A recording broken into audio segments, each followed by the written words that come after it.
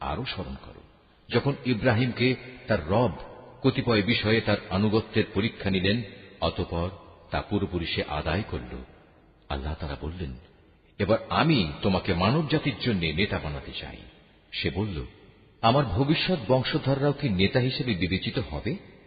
আল্লাহ তাআলা বললেন, আমার প্রতিশ্রুতি জালেমদের কাছে পৌঁছবে না। করো, আমি যখন মানুষদের মিলনস্থল ও নিরাপত্তার কেন্দ্র হিসেবে এই কাবা ঘরটি নির্মাণ করেছিলাম, আমি তাদের আদেশ দিয়েছিলাম, তোমরা ইব্রাহিমের দাঁড়ানোর স্থানটিকে নামাজের স্থান হিসেবে গ্রহণ করো।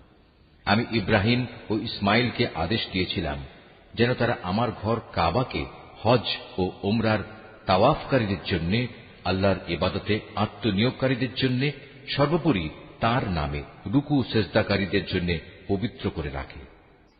ইব্রাহিম যখন বলেছিল, হে মালিক, এ শহরকে তুমি শান্তি ও নিরাপত্তার শহর বানিয়ে